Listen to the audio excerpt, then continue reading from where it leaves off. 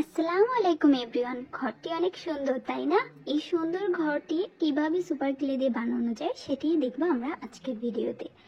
তো ঘরের বেসমেন্টের জন্য আমরা ইয়েলো আর হোয়াইট কালারের ক্লে দিয়ে একটা লাইট ইয়েলোইশ কালার মিক্স বানাবো এবং সেটি দিয়ে আমরা ঘরের বেস দিব। তো ঘরের বেসের জন্য আমরা স্টিলের স্কেল ব্যবহার করব, যার কারণে শেপটা খুব ভালো আসে। আমি টুলসের বদলে স্টিলের স্কেলই ব্যবহার করি, এটাতে খুব সুন্দর একটা শার্প লুক আসে ঘরে, এবং এই ঘরের বেসটা ভালো হওয়া খুবই দরকার শোপিসটা সুন্দর হওয়ার জন্য।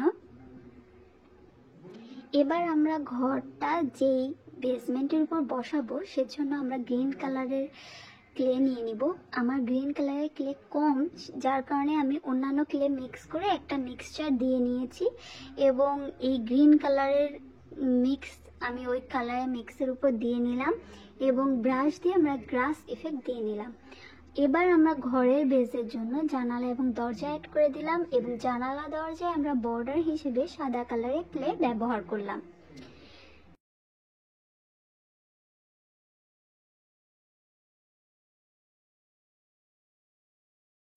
এবার আমরা ঘরের চালের জন্য লাইট পিঙ্ক আর অরেঞ্জ কালারের ক্লে মিক্স করে চালাটা বানিয়ে নিলাম, এবং আমরা হাতের সাহায্যে চেপে চেপে চালাটা ঘরের বেসের সাথে লাগিয়ে নিচ্ছি।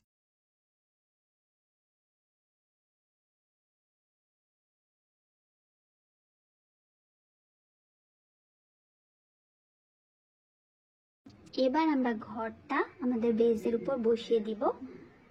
ব্যাস হয়ে গেল।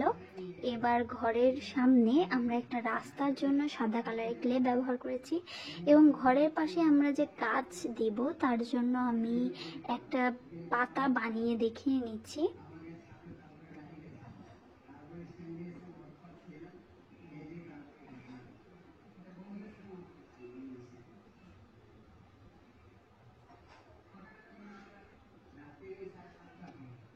এই একই নিয়মে অন্যান্য পাতাও বানিয়ে আমরা ঘরের সাথে অ্যাড করে দিব এক এক করে।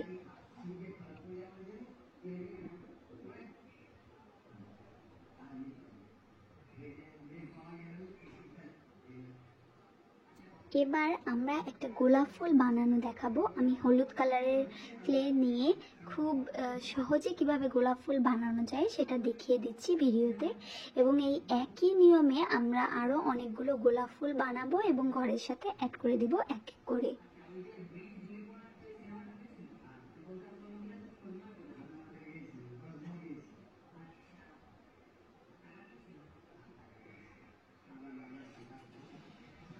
সাথে আমরা কিছু মাশরুমও অ্যাড করে দিয়েছি।